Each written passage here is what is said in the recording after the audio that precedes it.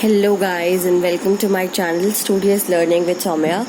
तो आज हम बात करने वाले हैं 11th क्लास की पॉलिटिकल साइंस के बारे में।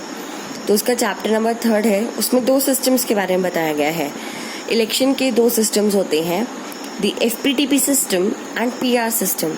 ये दोनों सिस्टम्स काफ़ी कंफ्यूजिंग लगते हैं कई बच्चों को, और इसका रीज़न ये है कि NCERT में मेंशन्ड है, पर वो हम पढ़ लेते हैं पर हमें समझ नहीं आता। बहुत बार ऐसा होता है। तो आज मैं ये वीडियो बना रही हूँ सिर्फ इन दोनों सिस्टम पे फोकस करते हुए और इनको क्लैरिफाई करते हुए। ये आगे भी काफ़ी काम आता है। तो पहले हम बात करते हैं FPTP सिस्टम की। तो FPTP सिस्टम यानी कि first past the post system. अब इस सिस्टम में होता क्या है कि in this system whoever has more votes than all other candidates. ये सिस्टम बेसिकली इंडिया में होता है। इंडिया में होता क्या है, जैसे कि मैं चुनाव में खड़ी हूँ और मेरे साथ चुनाव में राहुल गांधी खड़े हैं, स्मृति ईरानी खड़ी है, हम तीनों चुनाव में खड़े हैं। अब हम तीनों में से जिसको सबसे ज़्यादा वोट्स मिले हैं, चाहे मेरे को जिससे मान लो मेरे को मिले 15 वोट्स मिले, है ना, राहुल गांधी को 2 वोट्स मिले और स्मृति ईरानी को जितने रह गए बाकी सारे वोट्स मिल गए स्मृति ईरानी को। ठीक है, तो जीतेगा कौन? स्मृति ईरानी, क्योंकि उनको सबसे ज़्यादा वोट्स मिले हैं। ऐसा होगा, यानी कि फ़र्क नहीं पड़ता। अगर मान लो स्मृति ईरानी को 3 वोट्स मिले, राहुल गांधी को 2 और मेरे को 15, तो मैं जीतूंगी। यानी कि जिसको सबसे ज़्यादा वोट्स मिलते हैं वो जीतता है। इसमें कोई ऐसा लफड़ा नहीं है कि आपको मेजॉरिटी ऑफ वोट्स है तो मतलब 50% से ज़्यादा वोट्स, ऐसा कुछ भी नहीं है। ठीक है, मतलब जो जिसको ज़्यादा वोट्स वो विनर है। इस सिस्टम में ऐसा होता है, और इसलिए इसको प्लुरैलिटी सिस्टम भी बोलते हैं। प्लुरैलिटी सिस्टम, है ना, जो सबसे ज़्यादा आगे है, बाकी कैंडिडेट से आगे है जो कैंडिडेट, और जो सबसे ज़्यादा वोट्स पा लेता है वो विनर होता है। अब अगर हम बात करें PR सिस्टम की, which is the proportional representation system. इस सिस्टम में होता क्या है कि इसमें 2 वेरिएशन है। कुछ कंट्रीज़ में तो इसका फर्स्ट वेरिएंट है, कुछ में थर्ड है, और इंडिया में भी सेकेंड है। मतलब इंडिया में थर्ड वेरिएंट है। 2 ही वेरिएंट है बेसिकली इसके। तो पहला क्या है, कुछ कंट्रीज है जैसे कि इजराइल और नीदरलैंड्स जैसी कंट्रीज है, सॉरी ये ऊपर होता है। इन कंट्रीज में PR का फर्स्ट वेरिएशन होता है, जो मिलता है कि इसमें क्या होता है कि मान लो ये पूरी एक कंट्री है, नीचे समझाती हूँ। ये पूरी एक कंट्री है, मान लो ये इजराइल है तो इस पूरी कंट्री को एक कॉन्स्टिट्यूशन के तौर पे ट्रीट करा जाएगा, और यहाँ पे जो भी वोटर्स हैं वो वोट देंगे। जैसे मान लो BJP हो गई, कांग्रेस हो गई, अलग अलग पार्टीज़ को वो लोग वोट देंगे। और जैसे मान लो BJP ने स्कोर करा, मतलब वहाँ की अलग पार्टीज़ है, मान लो BJP को और अलग और भी पार्टीज़ है जैसे कि बसपा हो गई, BSP हो गई, आम आदमी पार्टी हो गई, AAP हो गई, या और भी मान लो 5-6। तो इसको मान लो कि 100% में से 23% वोट्स मिले, इसको 10% मिले, इसको 15% मिले, और इसको 70 जितने भी रह गए, रेस्ट 65 जो भी रहेगा उतने % वोट मिले। तो अब क्या करे जाएंगी, जितनी नंबर ऑफ सीट्स है, जो उनकी लेजिस्लेचर में कितनी सीट्स है, मान लो उनकी लेजिस्लेचर में है 200 सीट्स, तो जो 200 है 200 को डिवाइड करेंगे हम। अगर 23%, 200 का 23% निकालेंगे, और फिर जो सीट्स आएंगी, नंबर ऑफ सीट्स, उतनी सीट्स BJP के मेंबर्स को अलॉट कर दी जाएगी। और जो BJP वाले हैं वो पहले अपने कैंडिडेट्स की लिस्ट पहले बना के भेजेंगे उनकी प्रेफरेंस के अकॉर्डिंग। जैसे मान लो पहले मोदी का नाम है, फिर अमित शाह का नाम है, तो मान लो अगर BJP ने 16 सीटें जीती तो ऊपर से जितने कैंडिडेट्स का नाम होगा नीचे तक 16 कैंडिडेट्स वो चुनाव जीत जाएंगे। मतलब इसमें क्या होता है, जिसके ज़्यादा वोट्स है वो जीतेगा, ऐसा कुछ नहीं है। जिसको सबसे ज़्यादा प्रोपोर्शन में जिसको सबसे ज़्यादा प्रोपोर्शन ऑफ वोट्स मिले हैं वो विनर होगा। इसलिए इस सिस्टम में क्या होता है, मोस्टली जो PR सिस्टम का फर्स्ट वेरिएशन है, इसमें मोस्टली क्या होता है, कोलिशन गवर्नमेंट फॉर्म होती है। यानी कि कोई भी एक ऐसी पार्टी होती नहीं है यूजुअली जिसको 50% से ज़्यादा वोट्स मिले हो। जो सबसे ज़्यादा वोट्स, एक बार 1984 के चुनावों में राहुल गांधी के पापा जो है राजीव गांधी, वो चुनाव जीते थे, और आज तक उन्होंने सबसे ज़्यादा वोट्स कांग्रेस के टाइम पे और मतलब कोई भी पार्टी हो जिससे सबसे ज़्यादा वोट्स जीते वो उन्हीं की पार्टी थी, 417 वोट से, लेकिन 45% सीटें ही जीती थी। तो इसका मतलब क्या होता, अगर PR सिस्टम होता तो उनकी सरकार नहीं बन पाती। और अभी भी मोदी सरकार जैसे है वो भी 37% ऑफ वोट्स के साथ ही है। और जो इसका सेकेंड वेरिएंट है उसके मैं बात करती हूँ। तो सेकेंड वेरिएंट में वेरिएशन पढ़ते हैं, एक बार रीड करते हैं। The other method is when the country is divided into several multi-member constituencies as in Argentina and Portugal.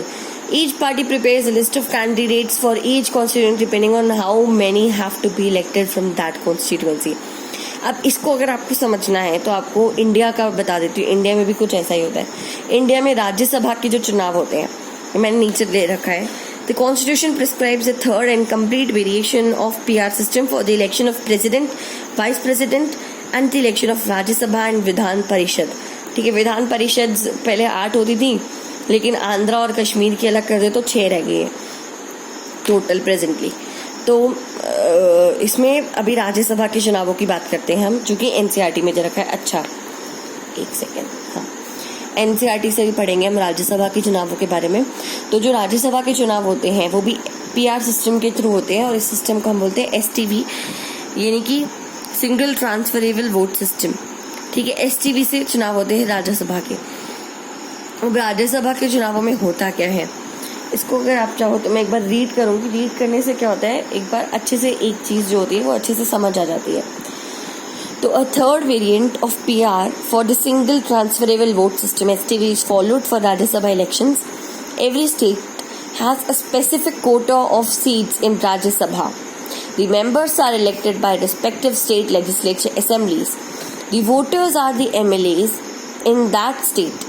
Every voter is required to rank candidate according to her or his preference to be declared the winner. तो मैं एक second, इसके लिए मैं एक page और open करती हूँ जो आपको अच्छे से समझा पाऊँ, जिसमें मैं, हाँ, तो होता क्या है, जैसे कि राज्यसभा के चुनाव हैं, तो अब कोई भी एक स्टेट है, जैसे राजस्थान का एग्जाम्पल बुक में दे रखा है, वहाँ पे होते हैं 200 MLAs। राजस्थान में है 200 MLAs हैं।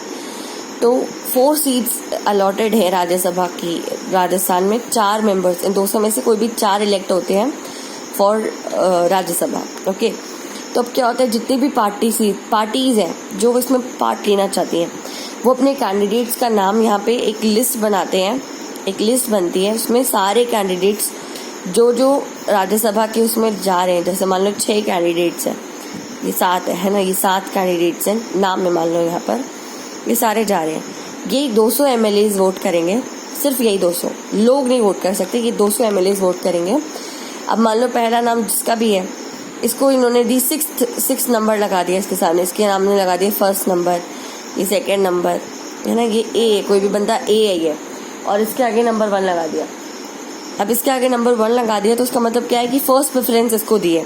ऐसी 200 MLAs होते हैं, 200 की लिस्ट होती है, 200 ऐसे भर के देते हैं कि कौन से मंत्री को वो प्रेफरेंस दे रहे हैं। ठीक है, अब एक फॉर्मूला बुक में मेंशन्ड है, यानी कि नंबर ऑफ सीट्स जैसे 200 है ना, और इसको एक सेकेंड, हाँ, नंबर ऑफ सीट्स और total number of candidates to be elected +1, 4 candidates elect होने +1 यानी कि 5, तो 41 होगा। इसका डिवाइड करेंगे अगर हम तो 41 आएगा आंसर। तो 40 और इसको भी +1 करना है तो 41 हो जाएगा। ठीक है, तो 41 जगह पर फर्स्ट नंबर पे आना चाहिए कोई भी व्यक्ति, तो वो राज्यसभा पे जाने के लिए क्वालिफाई हो जाएगा। ऐसे होता है इसका। आप एक बार वापस से रीड करोगे तो आपको वापस से समझ आएगा। ठीक है, तो एक बार आप इसे रीड और कर लेना। मैंने एक बार बता दिया मोटे तौर पर, अब इसमें मैंने ये भी बता दिया आपको। आगे चलते हैं, तो यहाँ पे कंपैरिजन है एफपीडीपी सिस्टम और पीआर सिस्टम का। तो एफपीडीपी में क्या होता है, एक कंट्री है, उसे काफ़ी छोटे जोग्राफिकल यूनिट्स में डिवाइड करा जाता है, कॉन्स्टिट्यूएंसी कहते हैं, जैसे जो हमें पता है इंडिया में भी होता है। और पीआर सिस्टम में हमने देखा इजराइल और नीदरलैंड्स में पूरी कंट्री को ही एक कॉन्स्टिट्यूएंसी माना जाता है।